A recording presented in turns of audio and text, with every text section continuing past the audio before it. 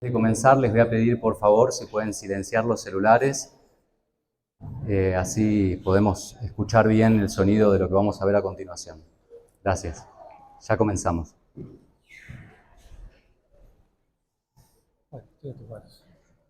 Vamos.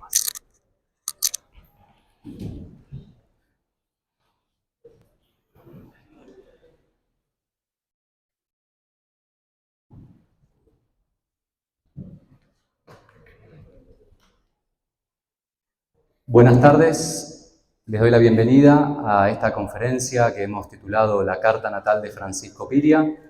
Les quiero presentar al profesor Pablo Reborido, con quien tengo el gusto, el agrado, el honor de compartir esta jornada. Y mi nombre es Maximiliano Buzo. Antes de comenzar a hablar, nos gustaría compartir con ustedes un pequeño video como para introducirnos a quién es Francisco Piria.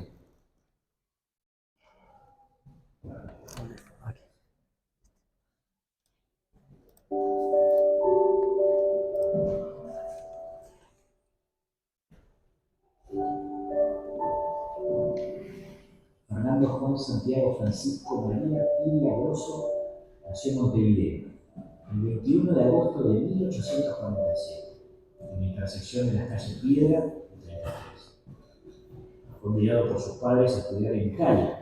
A su regreso, a los 13 años, se vio obligado a ejercer los trabajos más modestos: mandadero, peón rural, soldado de línea, entre otros. Al poco tiempo se establece como pequeño comerciante y en 1873 funda La Industrial, donde su actividad como rematador le permite obtener una enorme fortuna. En 1890, Piria compra las primeras 1.814 hectáreas de lo que sería su obra más trascendente, Piriápolis. También fue escritor. Su obra más célebre es El socialismo triunfante por lo que será mi país dentro de 200 años, publicada en 1898. Participó también en política. Fundó el Partido Unión Democrática de efímera duración y tuvo una amplia actividad como rematador de solares. Sus 22 viajes a Europa le permitieron conocer de primera mano las nuevas tecnologías que aplicó en su industria vitivinícola y minera, así como también ser pionero en la actividad turística. En relación a su vida personal, Piria se casó en 1866 con Magdalena Rodrín Crosa, quien sería la madre de sus 4 hijos: Adela, Francisco, Arturo y Lorenzo. Magdalena fallece en 1880 y sus restos serían trasladados en 1891 a la tumba que Piria construye en el cementerio del Buceo con la leyenda Yo y ella. Establece que en esa tumba se depositan los restos de Magdalena y los suyos cuando él falleciera, y luego se cierra a perpetuidad. En 1902 se casa con la austríaca María Emilia Franz, con quien no tuvo descendencia.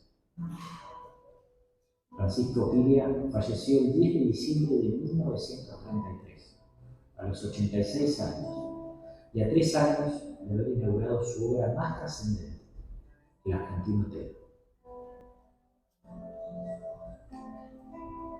Ha muerto un gran ciudadano. Don Francisco Piria ha sido un hombre acción. Toda su larga vida es una incesante expresión de trabajo, de realización, de marcha adelante. Incansable, tenaz, soñador y plano. Un caudal enorme de talento, orientada siempre con un nobilísimo propósito de progreso, de engrandecimiento colectivo, de estímulo a la obra. Pensaba Piria que al propender a la felicidad de los que nos rodean, se labra la propia felicidad. De ahí el fundamento idealista de su gran obra pobladora, de su estupenda acción de urbanista, de creador de barrios, de incansable agrandador de la ciudad.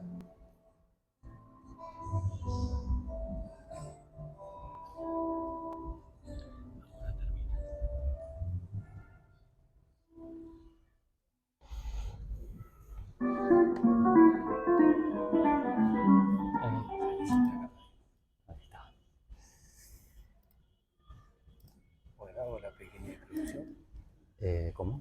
Hago una pequeña. Sí, claro, por supuesto.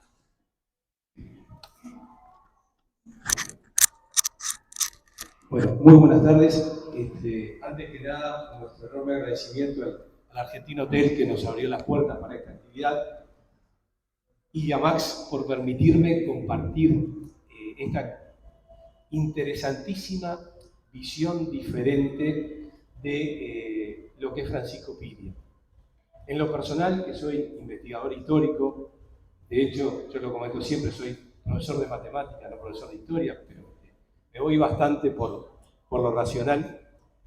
Compartir esta actividad para ver otro aspecto de la personalidad de don Francisco Piria me pareció absolutamente interesante y realmente fascinante poder compartirlo.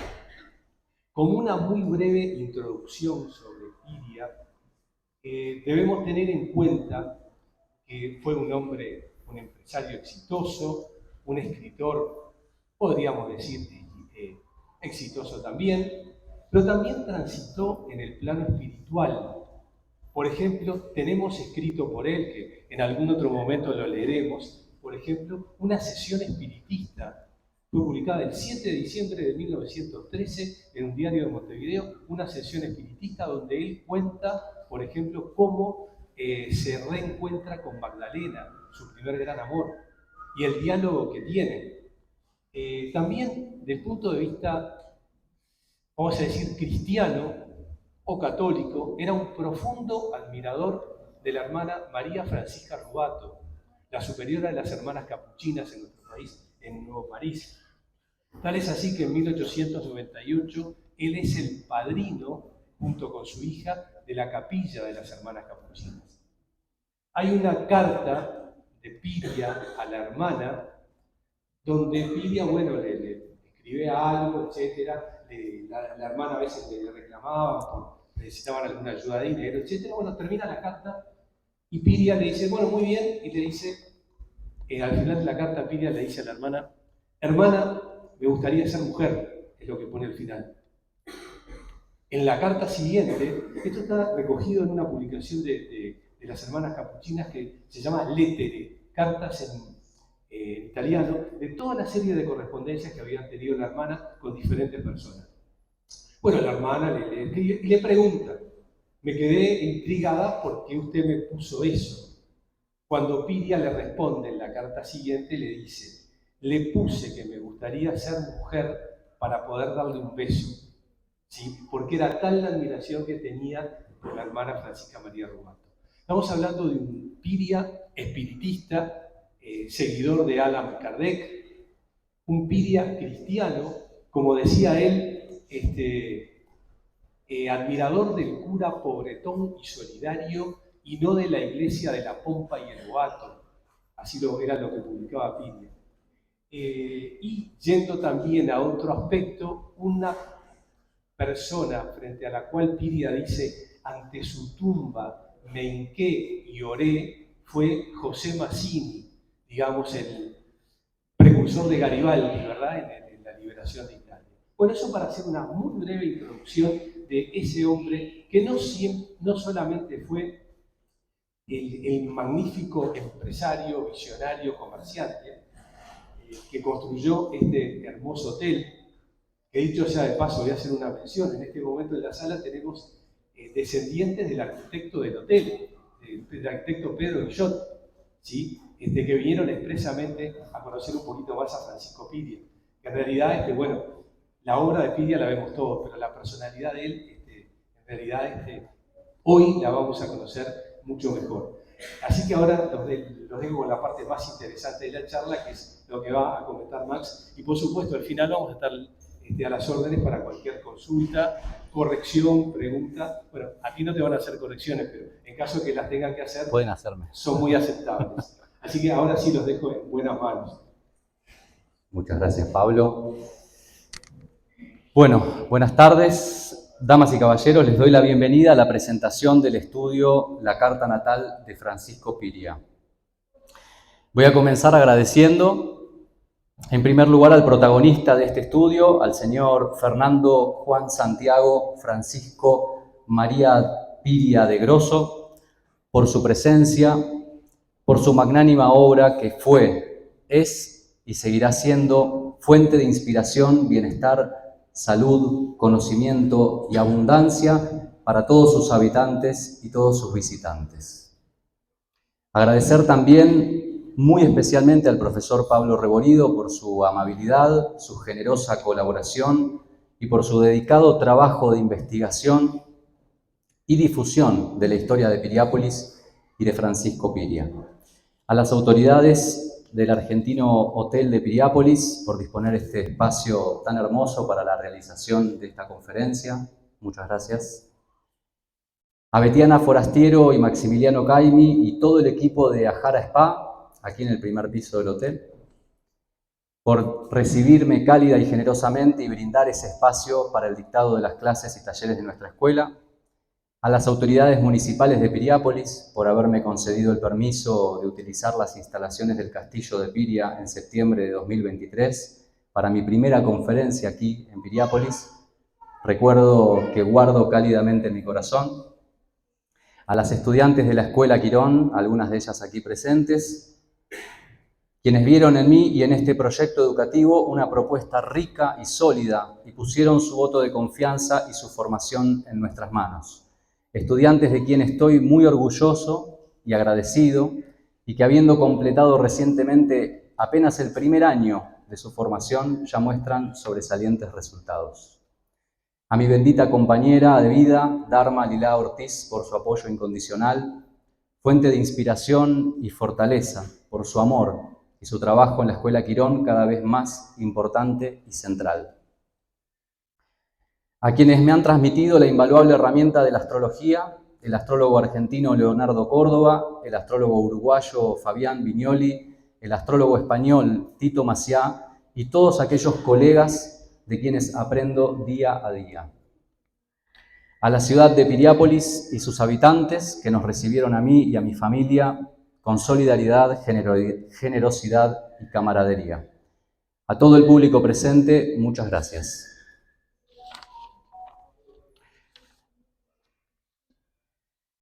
Bueno, me presento brevemente como para poner un marco de contexto el estudio que a continuación voy a exponer. Mi nombre es Maximiliano Buzo, argentino y taurino, nacido el 2 de mayo de 1984 en la ciudad de Buenos Aires, Argentina. A los 19 años, a causa de una crisis muy fuerte personal, conozco la meditación y el budismo zen, y a los 23 recibí la ordenación de monje. Viví una vida de monasterio durante unos años y finalmente me retiré de la vida religiosa, pero nunca de la meditación y la vida espiritual, la cual considero uno de los pilares fundamentales de mi vida.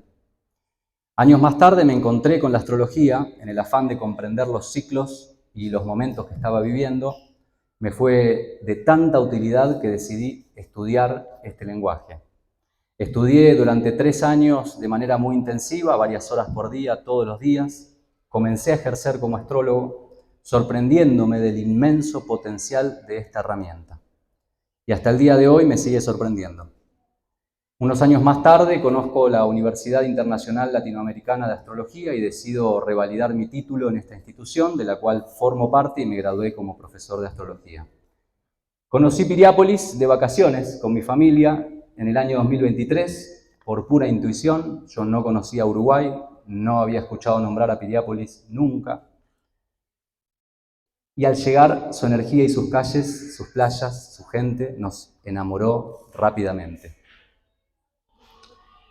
A los pocos días comenzamos a encontrarnos con toda la simbología astrológica y alquímica presente en esta ciudad, y eso despertó mi curiosidad por la historia de Piriápolis. El Cerro del Toro, aquí mismo el Argentino Hotel, los pilares de la Rambla, el trazado de Punta Fría y el Árbol de la Vida. Fue allí cuando conocí a su fundador, a don Francisco Piria, y quedé maravillado con su historia. Como todos los grandes personajes de la historia, Piria tiene sus admiradores y sus detractores, que intentan difamar y desacreditar su imagen. Personas que, por dichos de terceros, historias, novelas o chismes, eligen creer una historia oscura y negativa, de la cual hoy no existen pruebas ni evidencias. De lo que sí existen sobradas evidencias, de hecho estamos adentro de una de ellas, es de su grandeza, su tenacidad, su capacidad de visión y su enorme poder de manifestación y logro. Todo lo que voy a decir a continuación es una combinación del estudio y observación directa de su obra, la recopilación de información provista principalmente por Pablo y por historiadores y periodistas, y particularmente el estudio de su carta natal. Vale aclarar que la astrología es mitad ciencia, una parte de matemática específica que tiene que ver con los planetas, y mitad arte. La parte científica es exacta, medible y predecible. La parte artística es subjetiva y está estrechamente ligada a la percepción, a la intuición y a la sensibilidad del astrólogo. Por lo tanto, este estudio contiene mi interpretación subjetiva de los hechos, interpretación que, dicho sea de paso, surge de la meditación y la conexión sutil con el espíritu o la energía de Francisco Piria, por quien me siento inspirado, convocado y apoyado. Dicho esto, damos comienzo a esta presentación. Bien, para quienes no sepan qué es la astrología y se pregunten cuál es el enfoque desde donde nos aproximamos a este estudio, la astrología se ocupa, a diferencia de la astronomía, que estudia los planetas en el cielo y los cuerpos celestes y sus órbitas, la astrología estudia el efecto de estos planetas en la vida de las personas. Y, por lo tanto, desde este enfoque buscamos entender un poco toda la parte que no se ve de la persona, toda la parte que no podemos conocer socialmente, toda la parte que por ahí no está registrada históricamente, y comprender un poco más desde lo energético, ¿sí? Una de las cosas que se dice mucho de Piria y que le dio una parte importante de su fama tiene que ver un poco lo que contaba Pablo con su relación con la espiritualidad, con la energía, con la alquimia, con el espiritismo, como lo cuenta Pablo, con el cristianismo. Digamos, una persona muy espiritual, muy creyente, y que cuando yo escuché hablar por primera vez de él, me dijeron que en la alquimia y en toda esta parte esotérica estaba un poco la clave de su éxito, ¿sí? Que no se explicaba cómo es que había tenido tanta visión, cómo es que había tenido tanta capacidad de realización. Cuando empiezo a estudiar su vida y su obra, cada vez me voy fascinando más. Cuando quiero hacer el estudio, para quienes no saben, se necesita la fecha de nacimiento, la hora y el lugar, ¿cierto? Bueno, ahí apareció el primer desafío. Vengo una vez a una charla de Pablo, lo escucho hablar de Piriápolis y de Francisco Piria. Y claro, cuando voy a querer hacer la carta natal, no estaba el horario. Había una partida de nacimiento, se sabía la fecha, se sabía el lugar, pero no se sabía el horario. Y esto es algo que le puede pasar a muchas personas. Seguramente, la otra vez me salió, vamos a ver ahora. Seguramente, si yo les pregunto a ustedes, el 100% de los que están acá sabe de qué signo es. ¿Es cierto? ¿Alguien no sabe? Levante la mano. Bueno, el 100% de las personas que estamos aquí, y me atrevo a decir el 99% de las personas adultas de cualquier parte, prácticamente de cualquier país, de cualquier religión, de cualquier partido político, de cualquier condición social, sabe de qué signo es. Y esto tiene un porqué, porque la astrología viene con la cultura humana desde hace miles de años, que estamos ligados a los planetas, las estrellas, la luna, las mareas, los cambios en el cuerpo físico que acompañan todos estos movimientos, en la personalidad, los ciclos, etc. Por lo tanto, hay un estudio que se puede realizar ven que ahí dice hora rectificada, hay un estudio que se hace para poder determinar la hora de nacimiento de una persona cuando la persona no sabe la hora, ¿sí? Ese estudio es como una predicción, pero al revés. Contame lo que fue pasando en tu vida y a partir de ciertos cálculos matemáticos podemos llegar a determinar la hora en la que naciste. Esa parte estaba buena porque teníamos un montón de información acerca de todo lo que había pasado en la vida de Francisco Piria.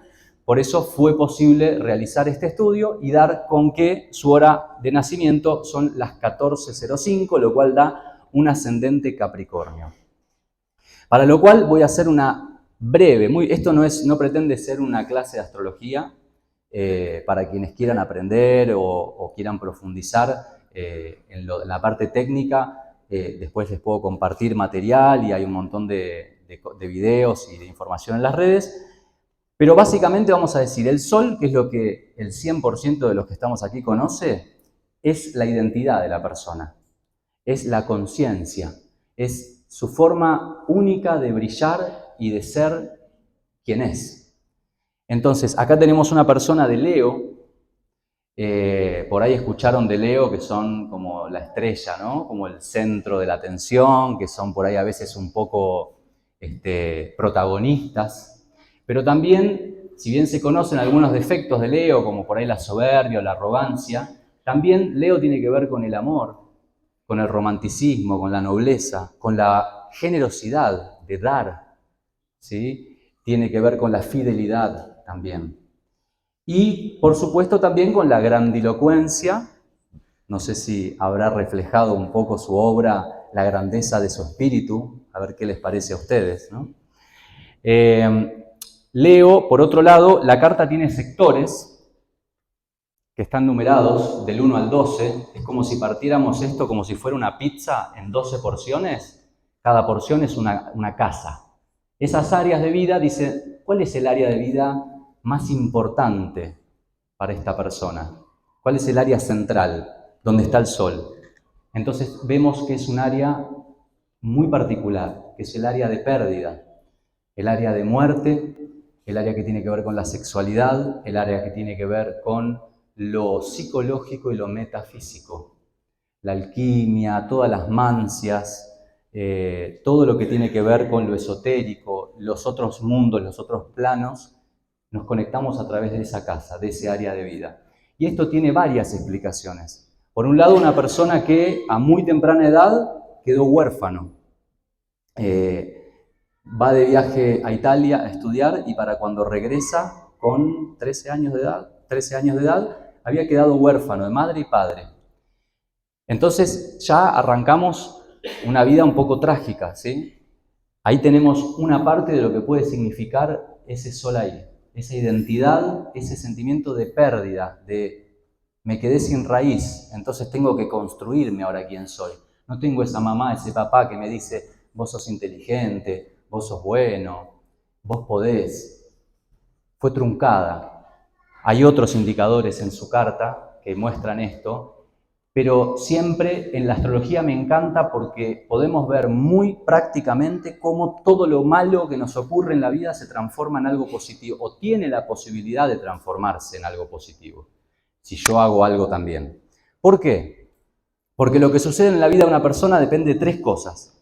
La influencia astrológica, que es exacta, medible y predecible, es como si te digo, mañana llueve, ¿sí? Mañana hay 100% de probabilidades de lluvia. Lo que yo no te puedo decir es, mañana te vas a mojar, porque yo no sé si vos te vas a quedar en tu casa, si vas a ir a la playa, si vas a salir con paraguas.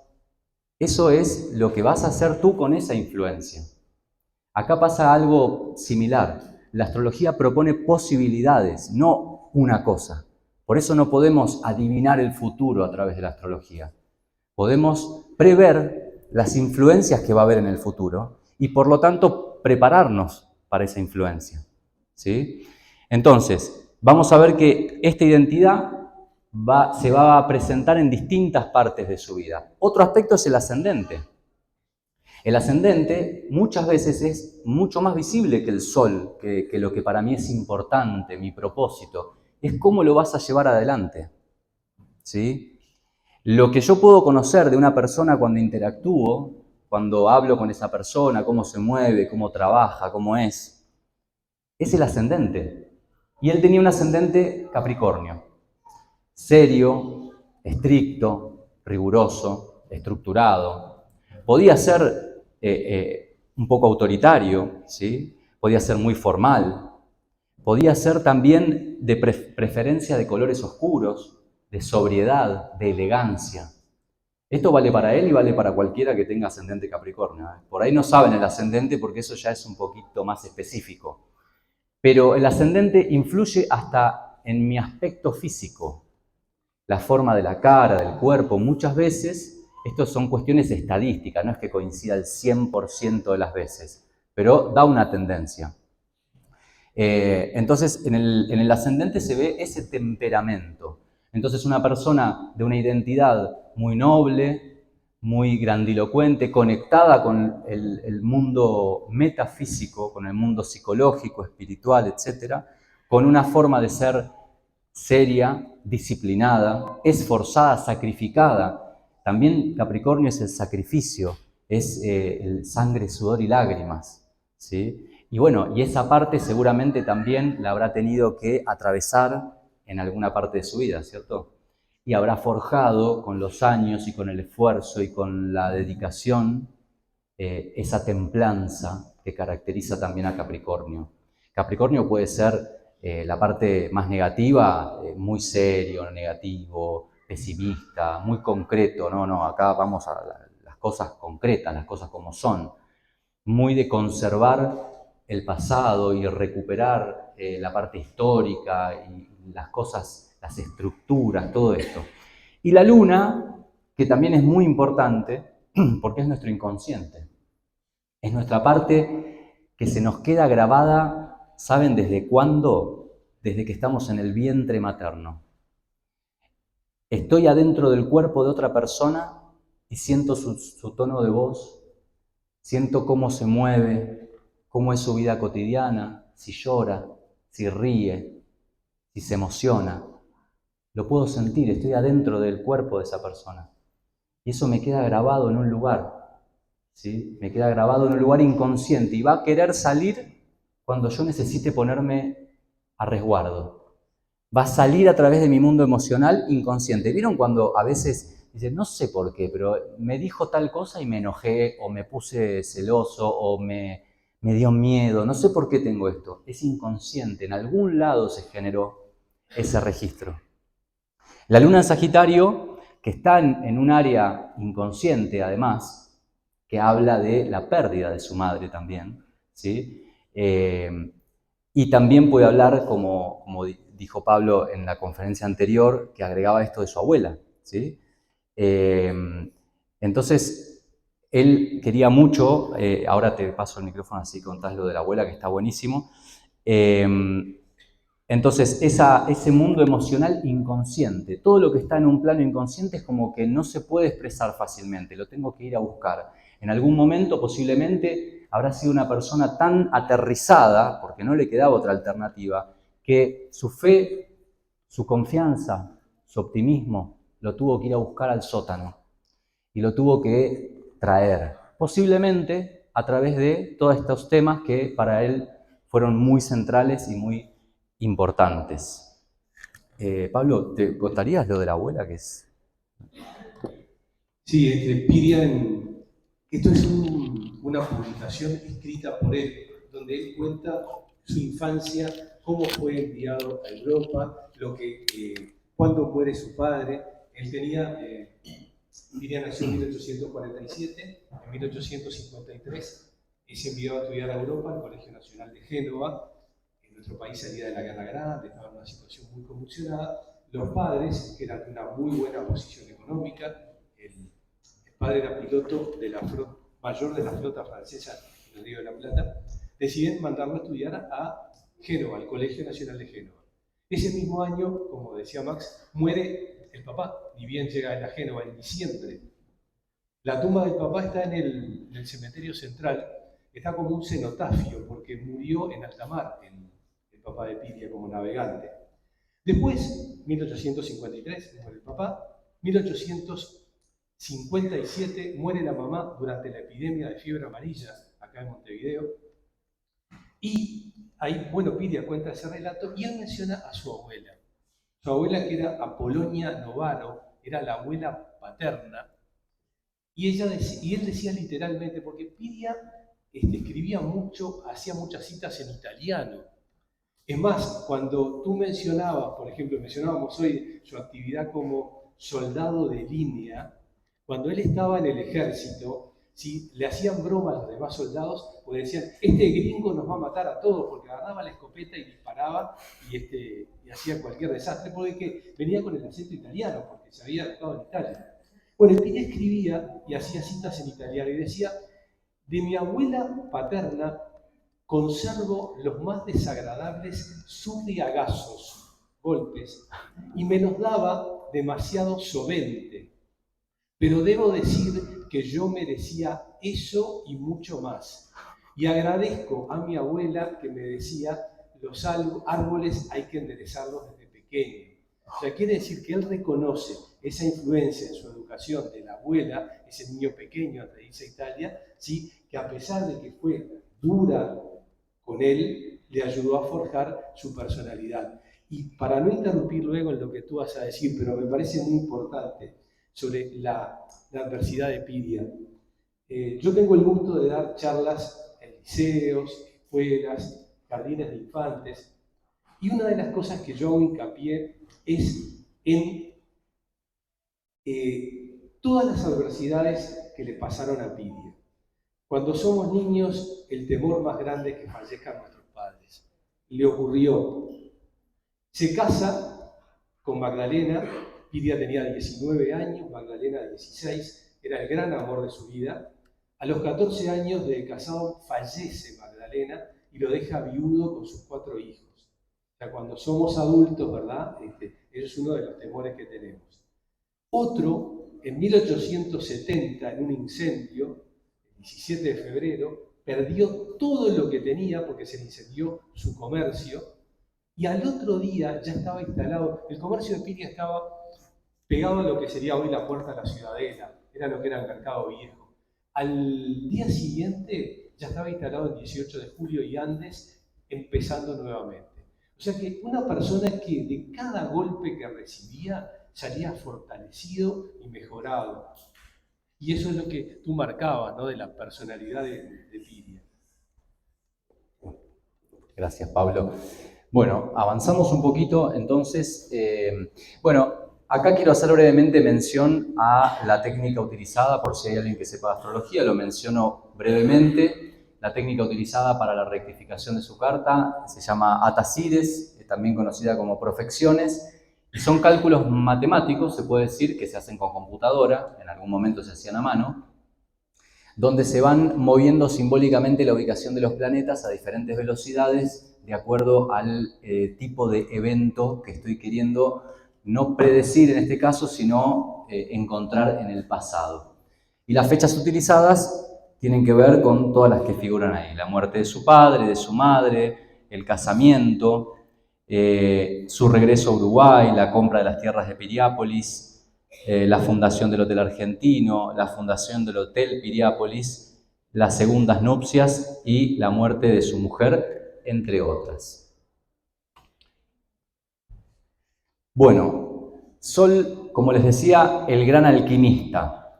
Acá escribí una frase, como para sintetizar un poco esto, que es: la nobleza real de Leo, una identidad que, forjada por la pérdida de sus padres a muy temprana edad, el contacto con la muerte y la crudeza de la vida que arrebata precozmente su inocencia, renace de sus propias cenizas como el ave fénix y despliega su brillo en los mundos inconscientes y metafísicos de la alquimia, como forma de empoderarse y realizar su obra. También sabidas son las cualidades de esta casa astrológica para las finanzas y la gestión del dinero de otros. De alguna manera, quienes conocen Piriápolis y les gusta Piriápolis, siempre que hablo con alguien, coincidimos cada cual desde su mirada, desde su experiencia, que Piriápolis tiene una energía especial. Que en Piriápolis hay una vibración, hay una calidad de disfrute, calidad de paz que no es habitual en otros lugares. Y como cuenta la historia, que yo muchas veces escuché contada por Pablo, cuando él llega a este lugar, que era todo médanos y no había nada de todo lo que hoy hay, un lugar completamente deshabitado, inhóspito y lejano, y llegó y quedó maravillado. E inmediatamente vio la realización de toda su obra y sintió que era el lugar adecuado. Hay un montón de información que por ahí no está registrada específicamente, pero a mí me gusta tomar una frase de su bisnieto, Gabriel Piria, que en una entrevista, cuando empiezo a estudiar su vida, el entrevistador le dice: ¿y por qué, si estuvo tan vinculado a la alquimia, a la metafísica y a todas estas artes, ciencias, por qué no hay ningún registro de todo esto? ¿Por qué no dejó registro? Y Gabriel hace un silencio y le dice: ¿a usted le parece que no dejó registro? Está a la vista de todos los ojos que sepan verlo. Esto, de alguna manera, lo que quiere decir es que no dejó dicho explícitamente algunas cosas, sino que las deja sugeridas. Entonces empiezo a querer investigar un poco, y bueno, ¿y qué querrá decir? ¿Y qué sentido tendrá?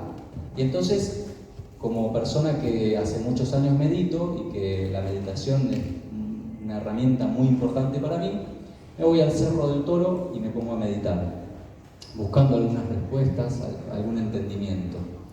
Y ahí puedo decir, y esto lo voy a contar brevemente, será para otra oportunidad la anécdota, pero tengo una serie de experiencias en las cuales, nada demasiado loco ni de película ni de ciencia ficción, pero empiezo a comprender con mucha claridad un montón de cosas que estaba queriendo entender en relación a este lugar, en relación a Francisco Piria.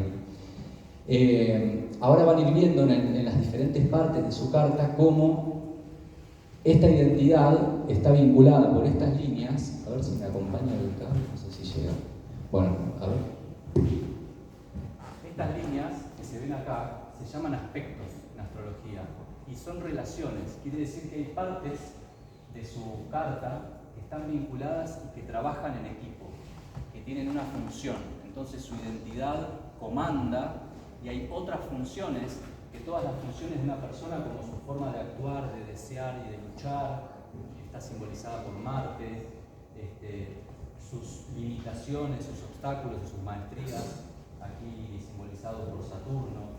Y entonces hay un tramado ahí que, para resumirlo, lo que hace es que él pueda expresar esa grandeza leonina energéticamente, a través, en parte, de su capacidad de visión, de su capacidad de conectar, de inspirarse, porque ahí es donde digo que la intuición es aún muchísimo más rápida que el pensamiento consciente.